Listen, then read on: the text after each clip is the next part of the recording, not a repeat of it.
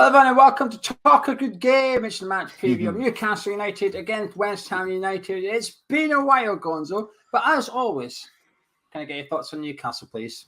You certainly can in this new season. Well, I think the Newcastle fans will be disappointed, Geo, that they've still got Steve Bruce. But let's be fair, he kept them up in the end, and he was using the excuse for it seems such a long time last season for some reason. I don't know why. Maybe it's the Euros or something. But he was using the excuse. He was saying, when I get my players back, we'll be all right. He was saying, when I get Callum Wilson, when I get Almiron, when I get Saint-Maximin back, we'll be all right. He was sort of proved correct.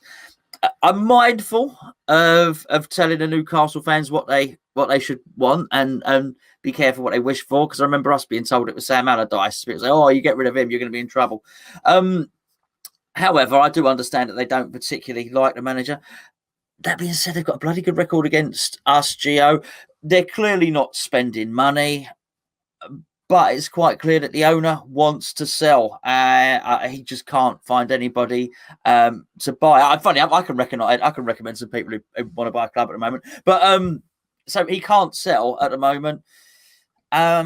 But I think they're all right, Geo. I think that you're going to ask me that question in a minute. How do I think they'll do in the Premier League? They've got a good team. I think they've got some really good players. Some players that I wouldn't mind at West Ham, actually. So maybe not. I think relatively that stable club, but not with the ambition or the manager that those fans want.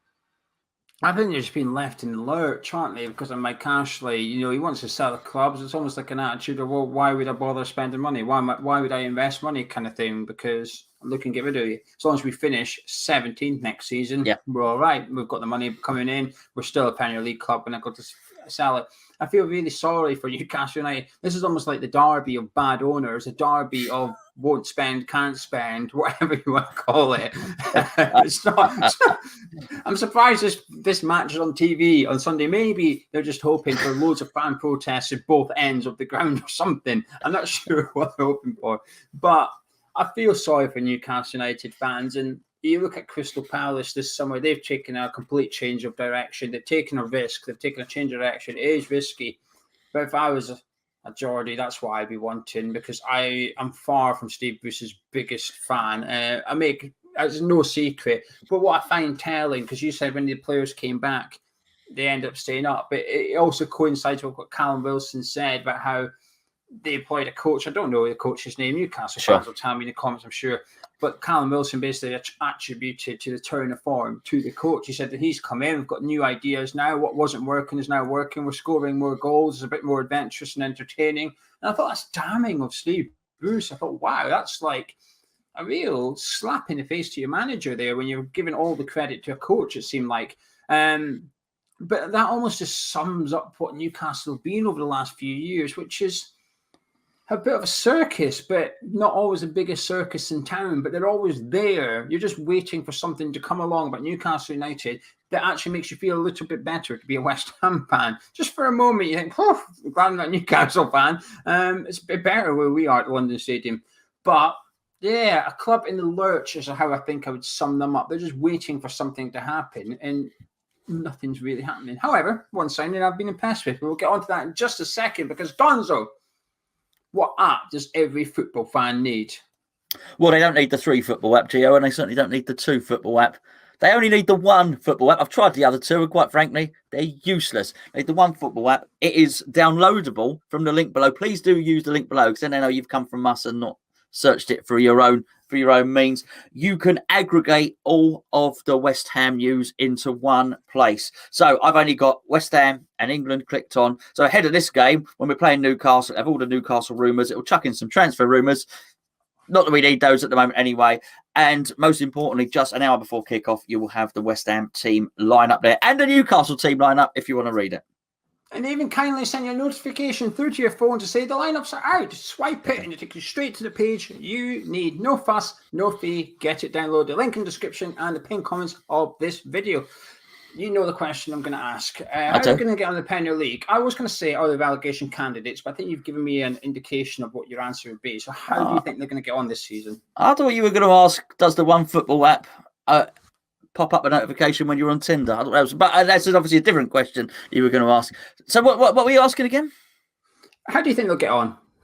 No, I think it's a risk. I think it's risky.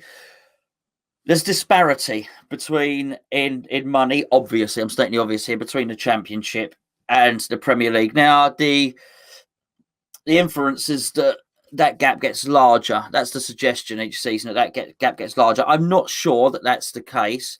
However, I do think this season, more than any other, it's going to be more difficult for those clubs to bridge the gap. So every quality player that you've got in your squad, that is a Premier League quality player, whether you think they're brilliant or not, are they Premier League quality?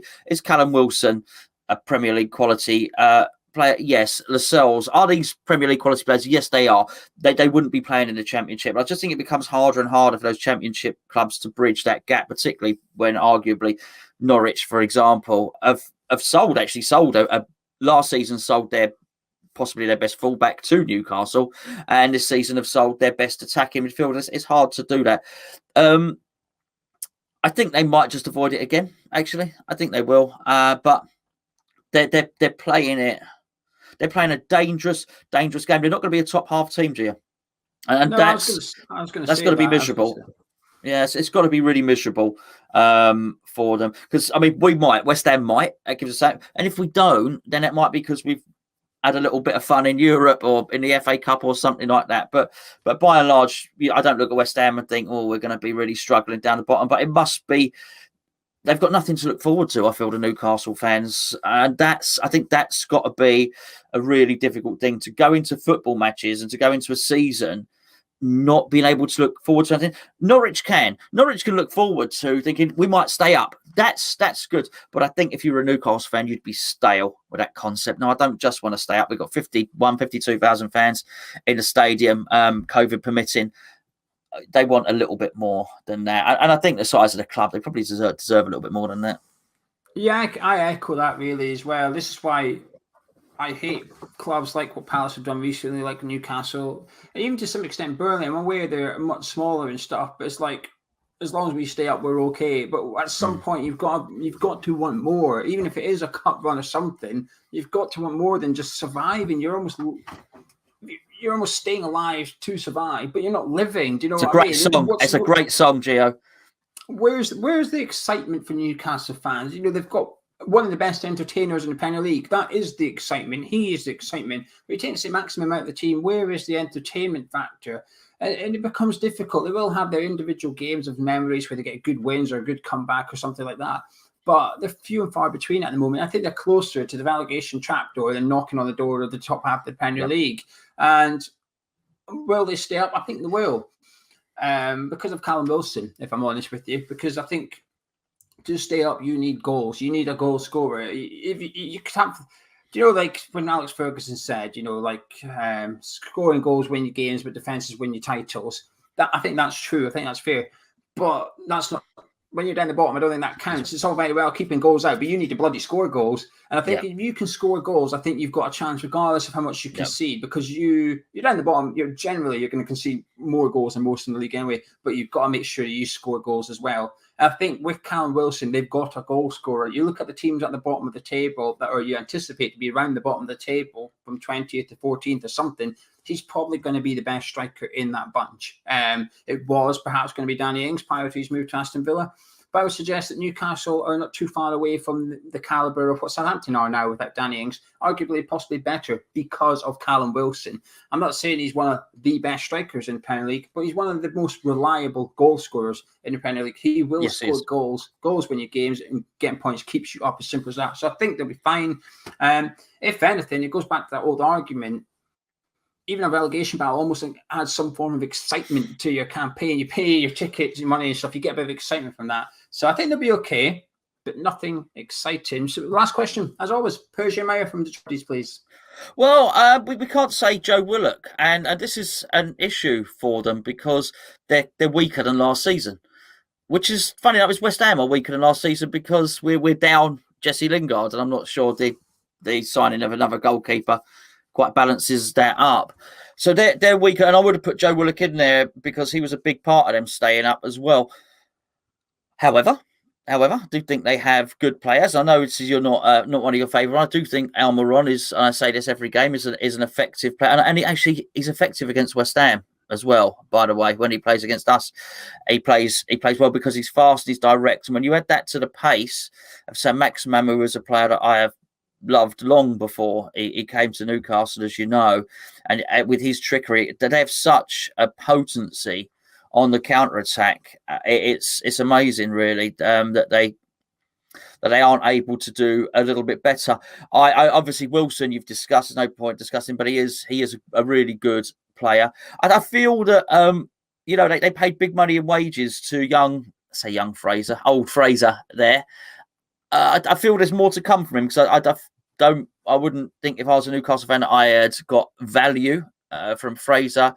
Lascelles obviously is a top level, not talking world class or anything. Do you know what I mean? He's a very good Premier League centre half, and I think the goalkeeper's his goalkeeper's good, right? They've got two. Dubravka's the main one.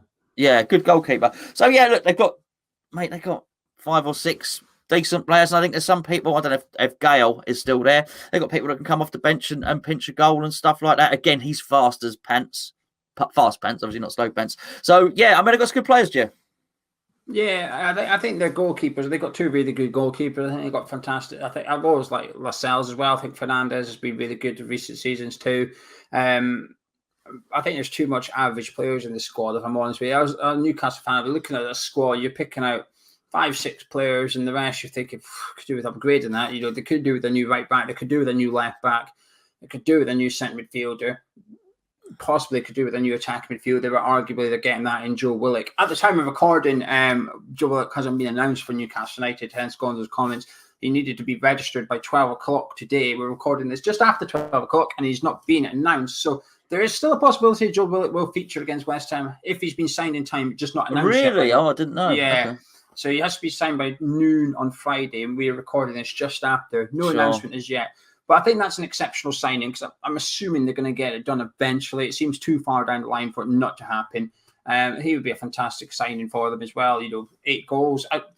His successful loan spell at Newcastle last season was exactly what they needed. We speak about what have they got to look forward to. I would argue Joe Willock is someone they can look forward to because they haven't seen him yet. Only 10,000 fans on the last game of the season would have got to see Joe Willock in action for Newcastle. Just like we've not seen Said Benrahma in a league game yet. We've not seen Vladimir Soufal. It's true, isn't it? Yeah. Barely seen Bowen and Suchet. We've seen him for a handful of games, and that's it. Newcastle will be the same with Joe Willock. I think it's a fantastic signing for him. And I think the success has been massively overlooked by the success of Jesse Lingard, funny enough, because Lingard came in, scored 9 goals, 16. Willock scored 8 goals for Newcastle United. That return is unbelievable. And he wasn't even starting most of the game. He was coming off the bench and getting winners, including against ourselves. He came on, got the winner, bench next game, came on and got the winner. Come on, next game, came on and got the winner. Bloody hell. When's he going to get in the team? Now he's going to get in the team kind of thing. So is this a permanent? Is this permanent signing? Yeah, 22 million. Fair enough. Fair play. Exceptional signing. Signing. I wouldn't have minded him at West Ham, to be fair. Yeah, I would have loved him at West Ham. Anyway, you talk about West Ham. Are you excited for the game? Yeah. First and foremost. Yeah, massively. I can't wait. Cannot wait, actually. Cannot wait. I'm looking forward to the whole match day. Obviously, I'm not going up there, but, Patreon breakfast and the build-up show and all the stuff we do, and then just sitting down in the lounge and watching the game and watching the team run out. I can't wait, Gio. I really, really can't wait. I have missed it. I don't always say that. I really have missed it. I think the excitement's more this season because we're attending games. Last season when the season started, we weren't going back, so it was sort of like we were left in the lurch, but now we know we're going back. We know our first game against Leicester is going to have a full capacity. The excitement is definitely increasing. I think it's helped by that. Now, this is where we usually discuss the starting 11 for West Ham. It sort of picks itself up, unfortunately, but we're going to do it anyway. But the one position we can debate about, we can have a mass debate about, is the goalkeeper situation. Yeah, I wasn't dancing then. That was a goalkeeper. Yeah. Fabianski or Ariola, the only summer signing that we've got to include in the team is the goalkeeping position. No doubt the other one will be on the bench with Dan Randolph and perhaps even Dave Martin as well. But you can't have too many on the bench. No. So, Fabianski or Ariola, who would you like to see? Well, I'd like to see Areola, but I think we should see Fabianski, and that would be the right thing to do. I feel he finished this season really well, Gio, as well. He has our goalkeeper. He's been a really good signing. Would have to say one of the more successful signings in recent years. Possibly, arguably, him or Fornals would be the best signing under Pellegrini's reign, perhaps. So, let's get him in. Let's get Fabianski in there, and then it won't take long for Areola to get a game. Yeah, I agree with that as well. Actually, I think by the end of the season, I think the aim has to be that Areola's in such good form while he's in goal. He's our number one come the end of the season, and we can say goodbye to Fabianski at the end of his contract. But for now, I think Fabianski deserves to start for the reasons that you said. But also, we've got the Europa League games a month away. That is when you can say to Areola, you're the keeper for the Europa League games, and you go. League Cup comes around, you're in goal for that as well. And then come Christmas, once the Europa League group stages are over and done with, you can then decide out of the two who has shown best form. Areola in the 7 games, or Fabianski in the 16 Premier League games that he's played. I like that. Which one has shown the best form? You're now the number one over the Christmas period. There is also a risk that Fabianski will get injured. He has had trouble in the last season with his injuries and stuff. So we'll probably see Areola in goal eventually due to lack of fitness from Fabianski. But for St. James's part, I think Fabianski deserves to start for that one as well. I guess the formation is up for debate because we've got to consider that we got ripped apart by Newcastle last season. We got torn apart. It's possibly one of our worst performances of the season. And I know we came back to 2-2 with 10 men and stuff. However, I think generally the first half of that game at St. James's, we were shocking. The formation was wrong, tactics were wrong. There were certain players not playing very well. So do you, with that in mind, would you like to see 4 at the back or 3 at the back for this one? Well, I was going to go 4 at the back anyway, and the uncertainty about our centre-half situation, I've come round to, I don't mind now. When we first suggested we needed another centre-half, really, but now I sort of agree with it, and I get it now, yeah. So bear in mind, we don't know about Ogbonna. We don't really know. I'm not entirely sure, really, that what I want to see is if we're going 3 at the back, is what I want to see is Dawson, Diop, and Cresswell as 3 centre halves. It doesn't, as a 3, I don't know. It just doesn't quite seem quite right. So I'd go with a 4, mate. Yeah, I'll go with a 4 as well. A is the formation I prefer, but also B, Masuaku's not fit yet to start. He is making his return. And I don't like the alternatives at left wing back. I think Ben Johnson does okay. I think Fredericks does okay. And I do not want to see Fornals there like we did in the friendly. I think I would hate to see Pablo Fornals stuck out on the left wing. I think you're almost losing one of your more influential players going further up the pitch in order to square peg in a round hole at left wing back. So I don't want to see that. So I'm almost scared if we play 3 at the back. I am scared that we will see Fornals as the left wing back because he works so hard. And I don't want to see that. So 4 at the back sort of picks itself pending Ogbonna's fitness, I think. Sefal, Ogbonna, Creswell. Who's your other centre-back, Dawson or Diop? Who would you like to see? Yeah, put Dawson in there. Yeah, I know Newcastle and pace and all the rest of it, but I'm not entirely convinced that Diop's as quick as many think he is. You know, I don't think he's a rapid player. Quicker than Dawson. But yes, yeah, but obviously he's quicker than Dawson. Yeah, I would still pick Dawson for this one. It's Diop for me. Dawson. He should still be having nightmares at St. James's Park because I'm still having them. I think it's only fair that he's got them as well. But Steve Bruce, they almost targeted our lack of pace defensively in that game. He's just going to do the same again. It worked for him. Why would he not do the same again? If anything, Fig Dawson said to him at St. James's Park last season, target me in your next fixture. I cannot cope. I can't cope with him running at me. I've got 2 yellow cards. It wasn't even a wild challenge. If it was a wild challenge, I'd probably leave him in, but it wasn't. Twice he had to take a yellow card because of either his pace or his poor positioning or his poor first touch. So for that, I would play Diop for this one because I've got the fear when I see Craig Dawson line up in centre back against Saint-Maximin. It gives me the shivers, to be honest with you. Right, middle of the park picks itself. It does indeed. Yeah, absolutely. Souček and Connor Coventry. So yeah.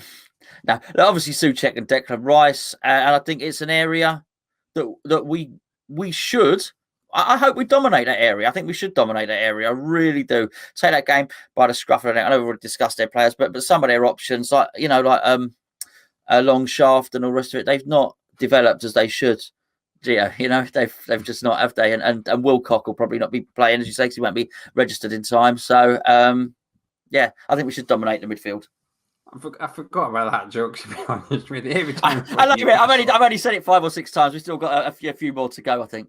And the best thing is there's 2 of them, so even if one leaves, you've still got the other one. Always got a long shaft joke. Yeah, absolutely. Brilliant. The attacking 3, I think it picks itself again. Really, Ben Rama, born in Fernals. Yeah. It's poor. This is poor Gonzo, because if we can guess it, Steve Bruce can guess it. And you should not be able to guess your opponent's starting 11 on the opening day of the Premier League season. It shouldn't be a thing. There should be some form of really won't. I don't know who Villa are playing this weekend, right? I bet you the opposition manager's looking at that thinking, I don't know. Is Ings playing up front with Watkins? Is Watkins on the wing? Is Buendia playing in the middle or on the right or the left? I don't know. Yeah. And there's nothing to go by. I'll be looking at the pre-season, but I still don't know. With West Ham, Steve Bruce knows exactly who's playing because there's no one else. This team picks itself by default. I know we've got Lanzini, but that's it. We've got our backup left winger, Lanzini. Our backup number 10, Lanzini. Backup centre midfielder, Lanzini. But not backup goalkeeper, Geo. They don't know we're playing in goal. It could be anyone. We have a squad mostly made up. We've got a first 11, Lanzini, and then a squad mostly made up of goalkeepers. Have you got a squad of 25? Yes, we do. But unfortunately, there are 13 goalkeepers. Anyway, striker Michail Antonio, it picks itself, that front four. It does. I think it's a good team. I think it's a really good team. As you say, there's no depth there really, because he won't start Lanzini, he won't start Yarmolenko, and rightly so. That's absolutely fine. We'll deal with this game as it is. As I said, realistically, I don't mind no negotiations going on now, but there's no reason for David Sullivan not to be doing negotiations right now and trying to get a player over the line, because what you don't want to be, and I feel this will be the case. I feel that Crystal Palace, which is just before transfer deadline day, I still feel we're going to be in the situation. I think that's when we'll try and do something, some cheap deals, some loans on the cheap, whatever the case may be. I don't feel we're going to go and do what Newcastle done with Willock there at this particular time. So actually, it is a case of nursing everybody through Newcastle, Leicester, and Palace, particularly Michail Antonio with his hamstrings. It's fraught with danger because we just don't have the options. However, the starting 11, I think, is really, really good, and we can cause them problems. Yeah, I agree with that. I think the start 11 it's our first choice 11, really. Even if you signed a player, there's a good chance you would still go with that starting. Barring a centre-back, I think if you got in a striker or attacking fielder, I think you would still play the players that we've just named. Actually, I think Antonio would still start. I think when Rama, Bowen and Fernandes will still start. And there's goals in that team. I think we've got the better centre midfielder at the two teams. I think we've got the better attack at the two teams. I think we've possibly even got the best defence at the two teams as well.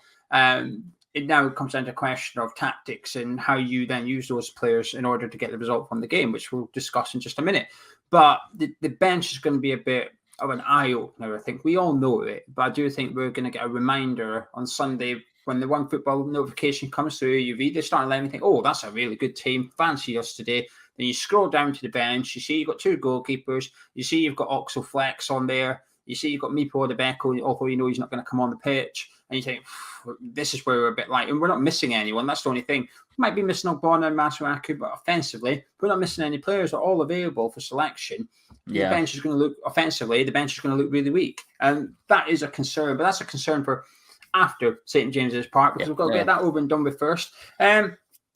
Is this win important, not to kickstart your season, but almost because of the lack of signings, because of the pressure at the minute with the takeover bid and stuff? It feels like there's a lot of pressure on West Ham United off the pitch a little bit. And should we not get a victory on Sunday, a lot of it may be attributed to the fact that Moyes hasn't had signings in order to be at full strength at the start of the season. I think it's important that West Ham win in order to take pressure off a little bit.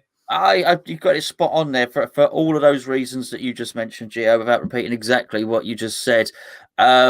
It is, but also affords the opportunity. And I've said this for, since the takeover, the opportunity is actually there for us to win the first 2 or 3 games, to get 2 or 3 signings in. And actually this takeover stuff goes away, because we actually had a remarkable season last season. It was remarkable. And we're not in Newcastle's position. Newcastle must be looking to the season knowing they can't finish in the top half. We're not like that. We've got a European adventure. We've got a good first team. We can supplement that with 3 players, something like that. I'd say some of those could be loans. I've said this before. Souček, Lingard, lots of our good players have come on loan. Benrahma initially. Doesn't mean we can't get good players. It doesn't mean we can't put 4 really good players on that bench and maybe 1 good player in the first team. But we're not at that stage, and it's important we get to that stage. So the win is really, really important, because I do think it will seem catastrophic if we don't. And I don't think it will be catastrophic if you lose to Newcastle. I think there's every reason to suggest we can lose to Newcastle, because we have done so on a number of occasions. But it's really important, Gio, really, really important to get a positive vibe running through the club for all those reasons you said.